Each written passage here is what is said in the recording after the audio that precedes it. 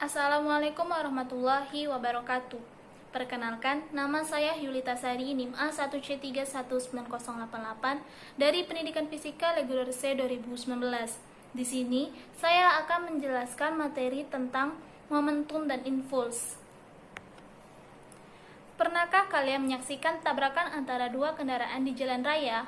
Kira-kira apa yang terjadi ketika dua kendaraan bertabrakan? Jika ditinjau dari ilmu fisika, fatal atau tidaknya suatu bertabrakan antara dua kendaraan ditentukan oleh momentum kendaraan tersebut. Untuk lebih memahami mengenai ini, mari kita pelajari materi momentum dan impuls. Yang pertama yaitu momentum. Perhatikan kedua gambar di bawah. Jika kedua kendaraan tersebut bergerak dengan kecepatan yang sama, menurut kamu dari kedua kendaraan tersebut manakah yang lebih sukar untuk dihentikan? Lalu, jika terdapat dua kendaraan dengan massa yang sama bergerak dengan kecepatan yang berbeda, manakah yang lebih sukar untuk dihentikan? Kendaraan yang berkecepatan rendah atau kendaraan yang berkecepatan tinggi?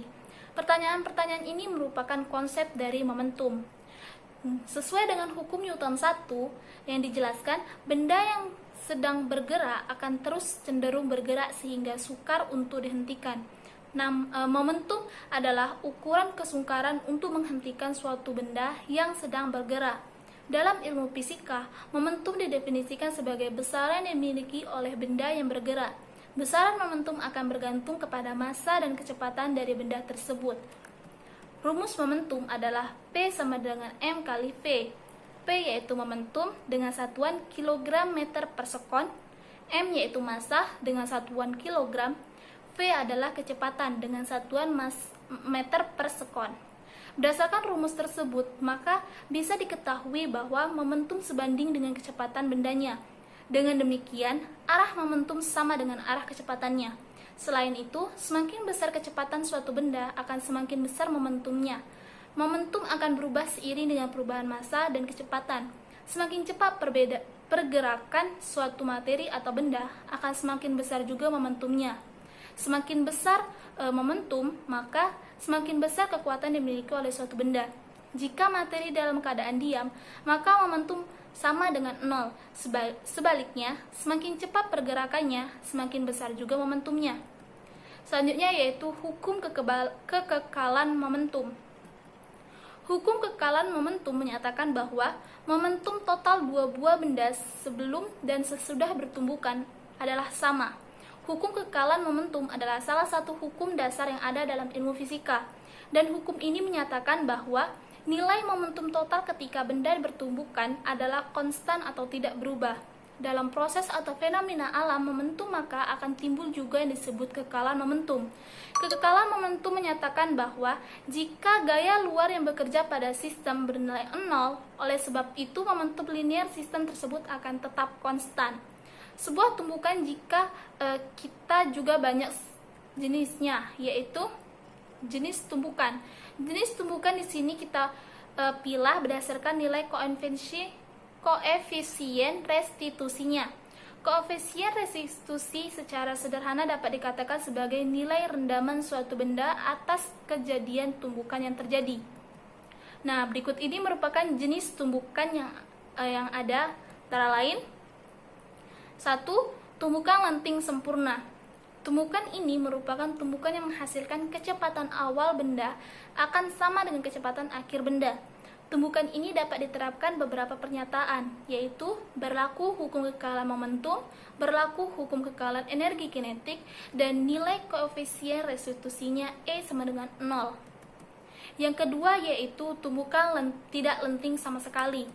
Tumbukan ini sebagian merupakan tumbukan yang mengakibatkan benda yang bergerak dan menumpuk benda lain akan berlangsung berhenti atau kecepatan akhir benda tersebut yaitu 0. Nah, tumbukan ini menerapkan beberapa pernyataan, yaitu berlaku hukum kekekalan momentum dan nilai koefisien restitusinya E sama dengan 0. Yang ketiga yaitu tumbukan lenting sebagian. Tumbukan ini adalah tumbukan yang mengakibatkan hilangnya energi kinetik setelah terjadi tumbukan dan menjadi energi panas, bunyi, atau bentuk energi lainnya.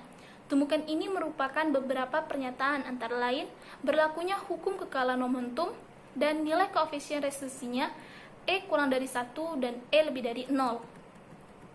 Selanjutnya yaitu impuls. Seperti yang sudah dijelaskan di awal, kita memerlukan gaya untuk membuat benda yang diam agar menjadi bergerak. Contohnya adalah saat kita menendang bola yang diam di atas lapangan, bola akan melesat saat kita tendang.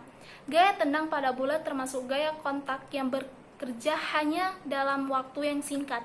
Gaya seperti ini disebut gaya impulsif. Sebagian antara gaya tersebut dengan silang waktu gaya itu bekerja pada benda disebut impuls. Impuls adalah peristiwa bekerjanya gaya dalam waktu yang sangat singkat. Contohnya dari kejadian, impuls adalah peristiwa seperti bola ditendang, bola tenis dipukul karena pada saat tendangan dan pukulan gaya yang bekerja sangat singkat. Untuk membuat suatu benda yang diam menjadi bergerak, diperlukan suatu gaya yang bekerja pada benda tersebut selama interval waktu tertentu. Gaya yang diperlukan untuk membuat sebuah benda tersebut bergerak dalam interval waktu tertentu disebut impuls, yaitu besaran dari hasil kali antara gaya atau vektor dengan selang waktu gaya tersebut yang bekerja atau skalar. Jadi, impuls berkaitan erat dengan arah. Impuls digunakan untuk menambah, mengurangi, dan mengubah arah momentum dalam satuan waktu. Impuls dapat dirumuskan sebagai hasil perkalian gaya dengan interval waktu. Secara matematis dituliskan sebagai I sama dengan F dikali delta T. Nah, dengan F sama dengan gaya dengan satuan Newton dan delta T yaitu waktu dengan satuan S, I yaitu impuls dengan satuan Newton kali sekon. Karena impuls didapat dari besaran gaya dengan selang waktunya, maka impuls tersebut besaran vektor. Karena gaya merupakan besaran vektor, arah impuls I searah dengan gaya impulsnya, yaitu F. Jika gaya impuls F yang berubah terhadap selang waktu digambarkan garis V dikurang T-nya, maka luas arsir dalam waktu selang waktu delta T, di mana delta T sama dengan T2 dikurang T1 sama dengan luas arsir di bawah grafik F dikurang T dengan batas nilai dari T1 saat kontak terjadi sampai dengan T2 saat kontak berakhir. Baik, perhatikan gambar ini. Impuls sama dengan luas daerah di bawah grafik V dikurang T. Jika waktu terjadinya tumbukan atau impuls semakin lama, maka gaya yang bekerja pada benda akan semakin kecil. Penerapan konsep impuls dalam kehidupan sehari-hari. Yang pertama yaitu sarung tinju. Kalian pasti pernah menonton pertandingan tinju di TV. Nah, sarung tinju yang dipakai oleh para petinju itu berfungsi untuk memperlama bekerjanya gaya impuls.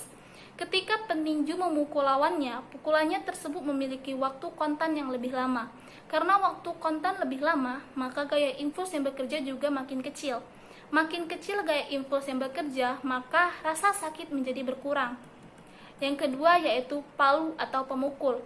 Mengapa palu tidak dibuat dari kayu saja, tetapi dibuat dari besi? Tujuannya supaya selang waktu kontak menjadi lebih singkat, sehingga gaya impuls yang dihasilkannya lebih besar. Kalau gaya impulsnya besar, maka paku misalnya akan ditanam lebih dalam. Yang ketiga yaitu matras. Matras sering dipakai ketika olahraga atau biasa dipakai para pejudo. Matras dimanfaatkan untuk memperlama selang waktu bekerjanya gaya impuls, sehingga tubuh kita tidak terasa sakit ketika dibanting. Bayangkanlah ketika dirimu dibanting atau dibenturkan di lantai.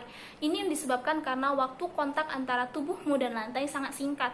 Tapi ketika tubuh dibanting di atas matras, maka waktu kontrasnya lebih lama. Dengan demikian, gaya impuls yang bekerja juga menjadi lebih kecil.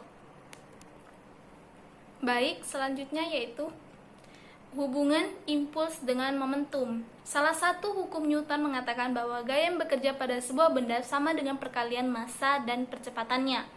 Dengan adanya pernyataan tersebut, maka akan diperoleh rumus sebagai berikut. F sama dengan M kali A. Jika kita masukkan ke dalam rumus I sama dengan F dikali delta T, maka akan muncul rumus baru seperti berikut. I sama dengan F dikali delta T, I sama dengan M dikali A dikali T2 dikurang T1. I sama dengan M, F per T per T2 dikurang T1. I sama dengan M dikali F1 dikurang M dikali F2. Jadi dapat disimpulkan bahwa besarnya impuls yang dikerja atau dikerjakan pada sebuah benda akan sama besarnya dengan perubahan momentum pada benda tersebut. Jika tidak ada gaya luar yang mempengaruhi benda, maka jumlah momentum akan tetap sama karena jumlah momentum awal dan jumlah momentum akhir akan sama. Semakin besar massa suatu benda, maka semakin besar momentumnya, dan semakin cepat gerak suatu benda, maka semakin besar pula momentumnya. Misalnya dengan kecepatan yang sama, jembatan yang bertabrak bus akan mengalami kerusakan lebih parah daripada jembatan yang tertabrak mobil. Mobil dengan kecepatan tinggi akan lebih sulit dihentikan daripada mobil dengan kecepatan rendah. Dan apabila terjadi tumpukan, mobil dengan kecepatan tinggi akan mengalami kerusakan lebih parah. Semakin besar momentum sebuah benda yang akan melaju, semakin sulit untuk menghentikannya. Dan semakin besar tumpukannya jika mengenai benda lain. Berdasarkan hukum Newton 2, hukum 2 Newton, F sama dengan M dikali A, karena A sama dengan delta F per delta T sama dengan V2 dikurang V1 per delta T, maka F sama dengan M dikali delta V per delta T. Nah, F dikali delta T sama dengan M dikali delta V, sama dengan M V2 dikurang M V1. I sama dengan delta T dengan P2 dikurang P1. Dalam persamaan 2 dapat dinyatakan bahwa impuls yang bekerja pada suatu benda sama dengan perubahan momentumnya. Penjumlahan momentum mengikuti aturan perjumlahan vektor, dirumuskan P sama dengan P1 ditambah P2. Jika dua vektor momentum P1 dan P2 membentuk sudut seperti gambar, maka P sama dengan akar P1 kuadrat ditambah P2 kuadrat ditambah 2P1 P2 cos theta.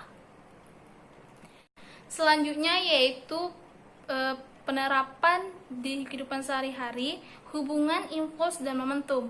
Yang pertama, pistol. Sebuah pistol yang akan ditembakkan, sebelum peluru ditembakkan dari pistol, peluru dan pistol berada dalam keadaan diam. Pada saat peluru ditembakkan ke arah kanan, peluru dan pistol bergerak dengan kecepatan tertentu. Pistol akan bertolak berlawanan arah dengan arah gerak peluru, yaitu ke arah kiri. Percepatan yang diterima oleh pistol itu berasal dari gaya reaksi peluru pada pistol. Itu hukum 3 Newton. Yang selanjutnya yaitu airbag safety. Airbag safety merupakan airbag system merupakan sebuah bantal di kendaraan yang berisi suatu gas, di mana ketika terjadi tabrakan, bantal ini akan mengembang dan melindungi penumpang kendaraan dari kecelakaan. Airbag safety kantong udara digunakan untuk memperkecil gaya akibat tumbukan yang terjadi pada saat tabrakan. Kantong udara tersebut dipasangkan pada mobil saat dirancang untuk keluar dan mengembang secara otomatis saat tabrakan terjadi. Kantong udara ini mampu meminimalkan efek gaya terhadap benda yang bertumbukan. Prinsip kerjanya adalah memperpanjang waktu yang dibutuhkan untuk menghentikan momen pengemudi. Baik, selanjutnya yaitu contoh soal. Soal pertama yaitu, sebuah bola bermassa 120 gram dilemparkan secara horizontal ke tembok dengan kecepatan 30 meter per sekon dan memantul kembali. Jika bola tersebut dipantulkan dengan laju yang sama besar, maka besar impuls bola yang terjadi adalah A. 3,6 Newton second, B. 7,2 Newton second, C. 10,8 Newton second, D. 14,4 Newton second, dan E sama dengan 18 Newton second. Baik, yang pertama kita lakukan yaitu diketahui. Diketahui dari soal yaitu M-nya, masanya 120 kg, yaitu ini. Dan kita rubah menjadi kilogram, maka 0,12 kg. Kemudian F1-nya sama dengan 30 meter per sekon. dan F2-nya yaitu min 30 meter per sekon, karena F2-nya dipantulkan dengan laju yang sama besar, dan kemudian yang dipantulkan ini maka bernilai negatif. Yang ditanya dari soal yaitu impuls I, yang ditanya I. Rumus I sama dengan delta P. I sama dengan M dikali delta V sama dengan M per dalam kurung V2 dikurang V1. M-nya yaitu 0,12 kg. F2-nya yaitu min 30 meter per sekon dikurang yaitu 30 meter per sekon sama dengan 0,12 kg min 30 dikurang 30 maka min 60 meter per sekon. Maka hasilnya yaitu min 7,2 Newton sekon. Tanda minus di sini itu menunjukkan arah. Jadi, arahnya berbeda dengan arah awalnya karena bolanya memang memantul. Jadi, jawabannya yaitu B. 7,2 Newton per sekon. Baik, contoh soal yang kedua yaitu sebuah motor dengan pengendaranya bermassa 200 kg maju dengan kecepatan 40 km per jam dengan percepatan 2 meter per sekon. Perubahan momentum motor tersebut setelah bergerak selama 5 detik adalah A. 10 K Newton sekon, B. 1 kilo Newton sekon, C. 200 Newton sekon, D. 2 Newton sekon, E. 2 kilo Newton sekon. Baik, selanjutnya soal nomor 2. Diketahui dari soal yaitu massa yaitu M 200 kg dan F1-nya sama dengan 40 km per jam. 40 km per jam. Dan itu kemudian kita jadikan menjadi meter per sekon, yaitu 11,11 meter per sekon. Selanjutnya yaitu A. A di sini yaitu percepatan, yaitu 2 meter per sekon, dan waktu selama 5 detik. T sama dengan 5 sekon. Yang pertama yaitu kita harus cari kelajuan setelah 5 detik. Kelajuan dengan rumus A sama dengan delta V per delta T. Delta V sama dengan A dikali T. V2 dikurang V1 sama dengan A kali T. Dengan F2 sama dengan F1 ditambah A dikali T. F2 sama dengan 11 ditambah 2 dikali 5 sama dengan 21,11 meter per sekon. Nah, kemudian kita mencari perubahan momentum. Karena yang ditanya dari soal yaitu perubahan momentum. Dengan rumus delta P sama dengan 1 atau I maksudnya sama dengan M dikali delta V. Delta P sama dengan M buka kurung V2 dikurang V1 tutup kurung. Kemudian kita tinggal memasukkan semua nilainya. Delta P sama dengan massa yaitu 200 kg buka kurung V1 itu V2-nya yaitu 21, ini V2 ya. Ini 21,5 dikurang V1-nya baru 11,11. Nah, maka didapat hasilnya yaitu 2000 kg meter per sekon atau 2 K Newton sekon. Maka jawabannya yaitu E, 2 kilo Newton sekon. Hal yang masih membingungkan dari materi momentum dan impuls adalah penjumlahan momentum yang mengikuti aturan penjumlahan vektor atau vektor momentum. Baik, sekian penjelasan dari saya. Saya akhiri. Wassalamualaikum warahmatullahi wabarakatuh.